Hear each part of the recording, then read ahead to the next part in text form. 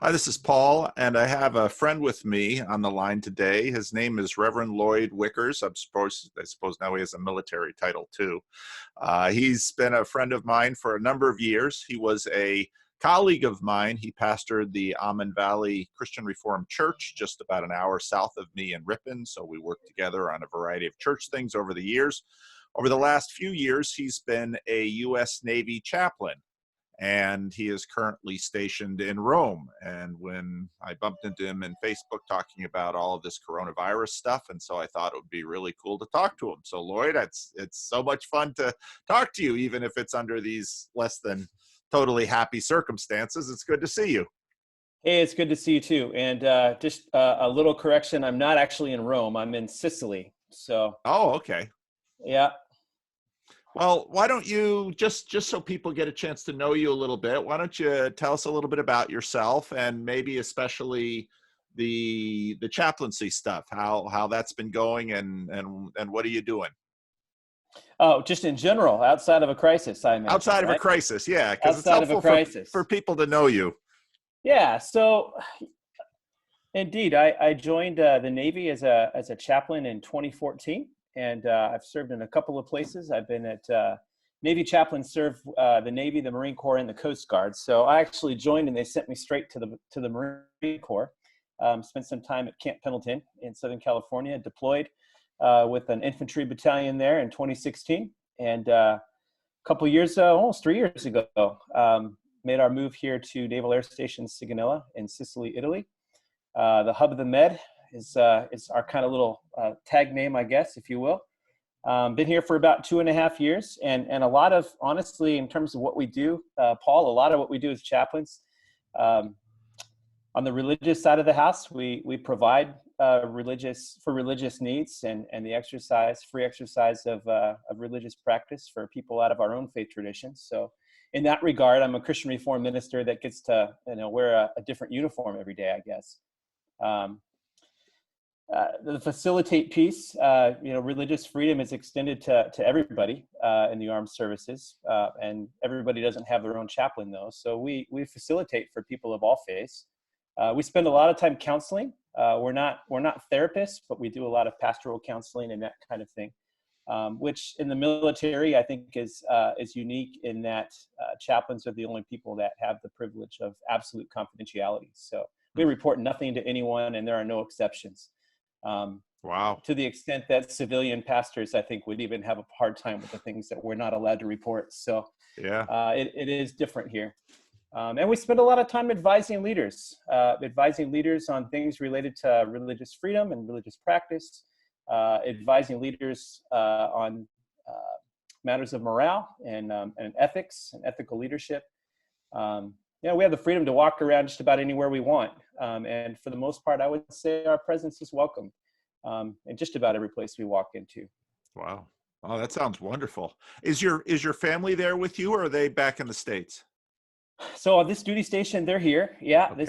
this is considered shore duty for me. It's a 3-year tour that's supposed to end in July. We'll see. We'll see in light of the crisis if anything changes in that. But so far, we're slated to move to Japan in July. Okay. Okay. Have you enjoyed this? It sounds like you have. It's been a blast. Oh, Absolutely. I mean, pastoring in churches, I got a lot of great years of experience. I learned a lot there, great memories, some hard ones too, but for the most part, a great experience. This has been, in many ways, a chance to really take theology and apply it in ways that go so far beyond the scope of anything I thought about as a parish pastor. We meet wow. people from so many different backgrounds, and Wow. it is practical theology every day. Wow. Wow. Well, it sounds tremendous. And I'm so glad that it's a big leap to take from a local parish pastor to a Navy chaplain. But, I remember when you took that leap, and so I'm glad it's really worked out. Yeah, no, it's been fun. I'm the old guy just about everywhere I've worked. That was not true when I was pastoring. So Yeah, that's true. Yeah, I'm not even the old guy at my church. I'm the young guy. No, this is a new variety of youth ministry, Paul. It's pretty amazing. So. Okay. Well, let's talk a little bit about what we were going to talk about, which is this coronavirus. Now, here in Sacramento County, just yesterday we got the shelter in place order, and so Sacramento and Yolo counties are shelter in place counties right now, along with some in the Bay Area. The governor of California has advised people, basically given sort of a, I don't know to the degree to which it's a legal order, but the whole California supposedly now is shelter in place. I was just chatting with some family in Rhode Island and Massachusetts, and they don't have the legal side of it, but stores are closing, and I get emails and comments from a number of people saying this is a huge overreaction to something that is a small thing, and just being local, whereas a church right down the road has had a death. And now a number of people have tested positive. Testing is way behind here in the United States. Nobody's been sick in my church. I only personally know a few people who are sick, sort of. I talked to one guy in England yesterday who is, but it's so for a lot of people right now in the States, it's sort of hard to get orientation. You see the alarm of the government, you hear things in the news. We know that the media in many ways, if it bleeds, it leads. And so they play this game of just hyping everything. What do things look like from your end of the world? Well, let me say first, shelter in place is an interesting name to give it. When that's called shelter in place here, we're diving for cover because it means bullets are flying, or there's an active shooter somewhere. Around here, it's a mandatory quarantine. So what do I see, right? Well, to be perfectly honest, 3 weeks ago, Paul, I probably would have been among the chorus that said, this is a bad flu, and there's a lot of hype and we need to relax a little bit. Within 2 weeks, we had 3 cases. We went from 3 cases in Italy to 17,000 cases in Italy. That was about 2 weeks' time that have passed. Any minute now, I'm expecting the update. We're kind of hovering around here for these latest updates in terms of new cases and new deaths. And just even as I glance now, it's not come through quite yet. But the rate at which this virus has spread is incredible. And I watch from a distance at some of the things that you guys are seeing in the States on the news. We do get some news networks that come out here, mostly the cable news stuff, which seems, you used the word sensationalized. I almost want to call it entertainment. It's hard to watch. And honestly, even some of what I see in terms of how Americans are responding to this is a bit hard to watch, in part because we're about 3 weeks ahead of you. We've been under this quarantine for quite some time already. And just last night, the Italian government put the screws in just a little bit tighter. And there's still room to go tighter. But here we are. So what do you do with 3,500 new cases a day? And anywhere from 350 to 500 new deaths in a day. When I look at some of the numbers, and I'm no mathematician, but when you look at the United States and when things were first discovered, and Italy when things were first discovered, and you just put about 2 weeks in between the two, the trajectory should cause y'all to pause just a little bit and take this a bit more seriously. I'm not a medical person. I can't speak to how is this virus different than others. What I can tell you is that we can't drive in this country without having authorization to be on the road right now. Really? And that's not just because you're U.S. military or something like that? Oh, no. It's there's a documentation from the Italian government that if we're going through a checkpoint, we have to provide, which basically says we're on the road to get groceries, or we're on the road to go to the hospital, or to get medication, or for some other life necessity.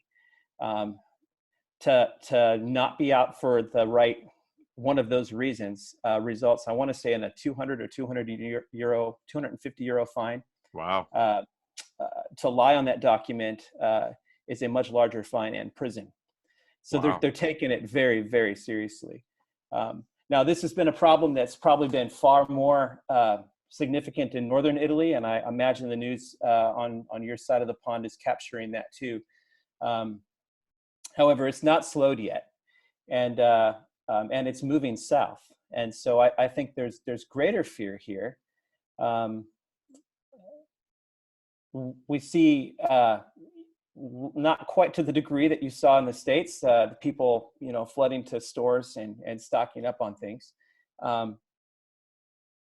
Toilet paper of all things. Can you help me out with that one, Paul? Well, Everything I've read says nothing about diarrhea with this. So, I mean, well, there's a friend of mine named Jonathan Peugeot, who's an Orthodox icon carver. He just made a video about that, and it was a good video in terms of why, why symbolically, and others have commented psychologically, it's a fear response. People, well, I'm going to need this. So yeah, go figure. And maybe it's not an issue here because in Europe they use bidets, right? I mean, what's the purpose of toilet paper? Only the Americans go after that stuff. So, the trends we see, at least at this point, it does impact. I mean, the death rates are typically the older people, and I've heard lots of theories as to why that is, and even some of the, I would say, careless and irresponsible stuff I've seen on social media. Italians smoke. Well, yeah, so do Americans, right? Or those who are sick. I think one of the things that's really been hard to watch here, Paul, is that we have good doctors here. I would say a good number of doctors in Italy have even been trained in the States, if you want to say that that's the gold standard. I don't know that I go that far, but if that's your metric, okay, there's even a good number of doctors that have been trained in the United States. It's not for lack of skill. Yeah. We just don't have the equipment, and we don't have the bed space. Yeah. And so with such an incredibly contagious virus that we don't know that much about yet, that seems to be targeting older people and hitting them largely with respiratory problems, you go to the hospital, and in a city like Catania, which is the big city closest to here, you've got some 315,000 people. You've got 20 ventilators in this entire city. Wow. And this city, they're the big hospitals for a lot of feeder towns that are surrounding it too, right? So now you've got doctors that are having to make wartime battlefield medical decisions. 30 patients in the room, you got 3 ventilators in that hospital. Who gets it? Wow. Right? So they're having to decide, who's young enough to survive this. Yeah. But it's not just an age thing, because a young person with a deep medical history might get passed over for somebody that's got a fighting chance at getting over this. Yeah. And so, a lot of what I see and hear, and I appreciate the way you asked the question, Paul, you look around and you say, well, we don't see it here. It's not affecting a lot of people around here. Here's the thing that I'm seeing in Italy is these people go home and they're younger, and they're going into very, let's say, multi-generational homes, right? So you can be contagious for 14 days and be asymptomatic. And so you walk around this place and you don't pay attention to quarantines, and you go home and you bring it home. And the next thing you know, grandma or grandpa gets it, or nonno and nonna here in Italy, right? So a lot of the answer to why do we do what we do, why is quarantine important? It's not just so that you stay healthy. It's so that the people around you stay healthy, right? People don't worry about this so much when it doesn't affect them personally, but wait till it's your grandma or grandpa who gets turned away from the hospital and told to go home because they don't have room, right? We see ICUs in hallways in hospitals. In northern Italy, there are lines of military vehicles outside of hospitals waiting to pick up bodies. Wow. I mean, it is something to pay attention to.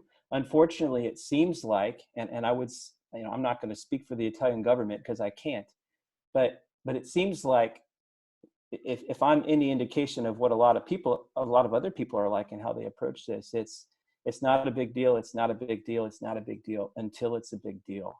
And then really the momentum has started. The trajectory is ugly. And how do you stop it? Yeah. Yeah. So it's heart-wrenching. How are people doing emotionally with it? And maybe first, to the degree that you have contact or experience with civilians around, and then we can talk about the soldiers that you're actually caring for. Yeah. So I think around the community, there's fear. And I think there's, Italy is a very social country. And so when you talk about quarantine, it's very difficult for them to do. And you have those that are just kind of disregarding these instructions and continuing to go about their business. At least that's been the case for a couple of weeks. I think that's changing now with some tighter screws going in. But then you also have those that are just, why aren't these people listening? Why aren't you doing what you're supposed to be doing? Why are you endangering your neighbors? Why are you endangering my family? Yeah. I don't see them fleeing to grocery stores. I largely see in this community, because they are so much of a social community, it seems like there's a care for one another. So that going to grocery stores and just taking every last thing and leaving nothing for those that come behind. Americans do that, but some Americans do that. But I don't see as much of that around here. They're only letting people in a few at a time in a grocery store because of the social distancing piece. Yeah. I haven't gone shopping in town because I haven't needed to, and we've been told you shop the closest place to your home. So that for me, that happens to be on base, and the rules are a little bit different here. But those that I know that live out in town, it's tough. There were lines out the door, but people waited their turn. They got what they needed. It doesn't seem like, for the most part, things are not on the shelves because trucks are still driving and shipments are still coming in. They haven't stopped those things. Okay. But that's to be out and about because it's work requires it, right? Yeah. How about the soldiers and the other military people that you're with? How's it going with them? Yeah, so sailors on this base and families here, again, the shipments are coming in. I think like a lot of what you see in the States, we're still Americans here, and I think some of our gut first reaction is to panic.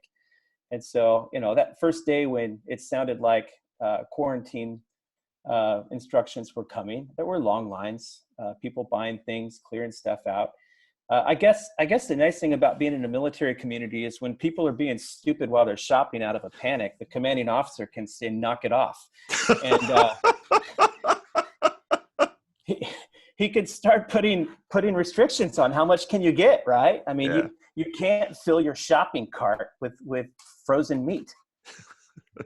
You can't fill your shopping cart with, toilet paper, or whatever. So leave some for those that are behind. It was a first reaction, and it was so unwarranted. There was another Navy base here in Italy that I think hit some of these restrictions before we did, and it was the same reaction. The initial rush to the store, grab as much as you can. Meanwhile, there's managers saying, we got trucks coming tomorrow and the next day and the next day. Why are you all waiting in line for 2 hours to buy your groceries, right? Yeah. So, but a lot of that's kind of tapered off. So we're getting used to all being homeschoolers now. And today the new instruction is you can't even be outside unless you're going to the store or really? going to the hospital. You can't go for a walk or something like that? No, you're not allowed to be outside. So is that the Italian instruction or the base instruction? No, that's the Italian instruction. So the base is, we really want to honor our host nation, and we really want to do the things that they want us to do. And so yeah, I mean, it's not just for the sake of playing nice. It's the right thing to do. Yeah. We don't know what we don't know. Yeah. Yeah. I don't think anybody does. We're still learning. We're still learning what this is all about. So Yeah. Yeah.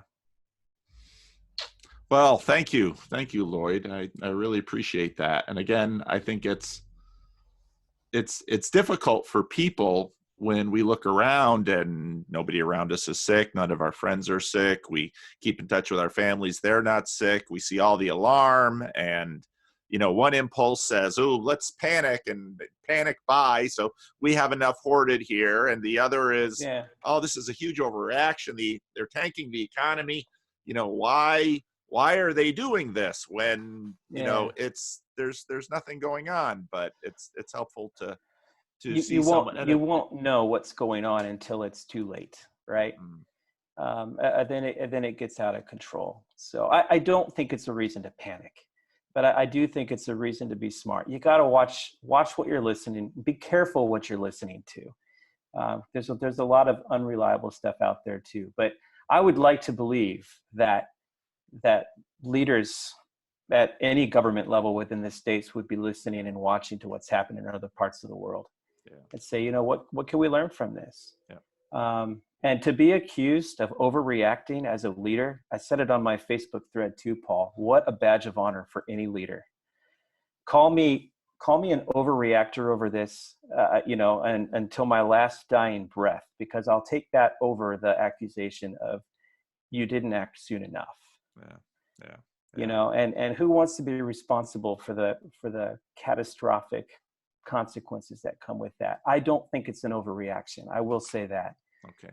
I think it's cautious, and I think you should be cautious. Okay. Because if the trajectory for us is what continues in the States, you're down for some dark days.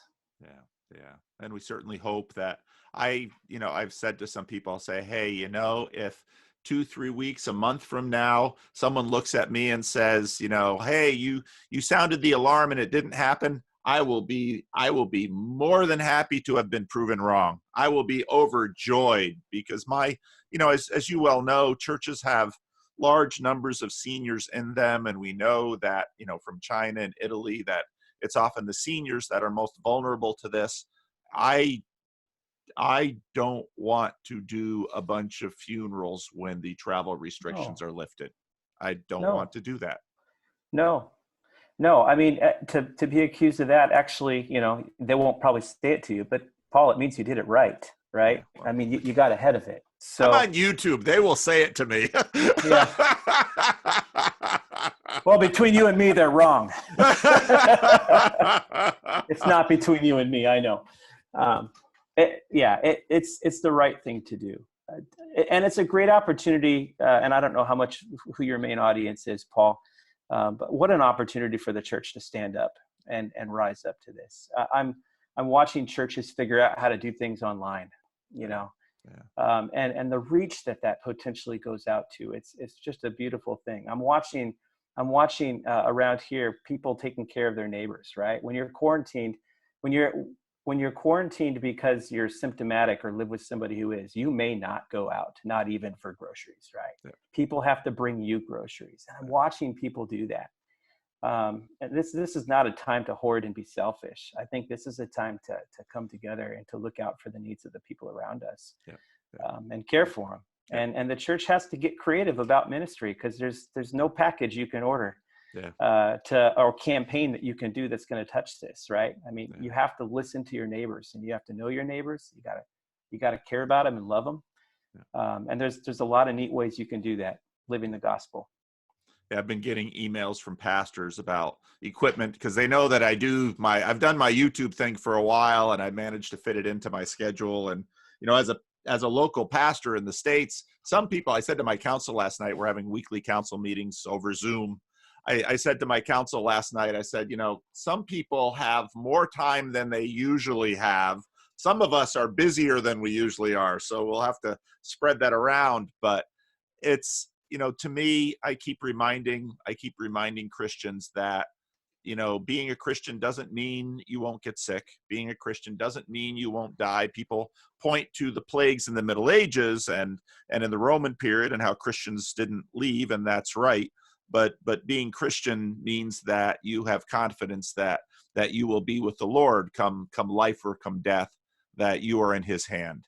And, the first question and answer of the Heidelberg Catechism, what is my only comfort in life and in death? That I am not my own, but belong, body and soul to my faithful Savior, Jesus Christ, who has fully paid for all my sins with his precious blood. So, I think this is an opportunity for churches to be able to talk about why we have hope, even if we, like everyone else, are subject to the illness and so on and so forth. So I hope that the church does well in these circumstances and is able to be generous and non-anxious with each other, as we're also very realistic with one another about what we're potentially facing. And again, if because the United States did some of these things earlier, our medical systems aren't overwhelmed, hey, praise God for that. That's certainly Absolutely. the goal we're looking for.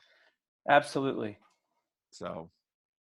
So thank you, Lloyd. I don't know if there's anything else you want to plug, or because you always give a chance to plug things on YouTube, but anything else you want to plug? You should have given me a warning on that, Yeah. Paul. I would have been glad to plug lots of things, but thanks for the opportunity. And on behalf of this country that's been my home for the last 2.5 years, as you're navigating your own crisis, keep praying for us too. So we have not turned a corner yet. We're still deep in the rise, and we'll keep on keeping on, and certainly we pray for you all too, and hope, like you said, that good learning comes through the experience, and that your story is very different than ours. Well, thank you, Lord, and thank you for your service. And maybe I'll check back with you in a week or two, and we'll see. Keep in touch with me as things change, and we can do this again. I'm quarantined. I'm not going anywhere. Okay, Lloyd. Well, you take care. Yeah, you too. Thanks, Paul. Okay, bye-bye. Bye.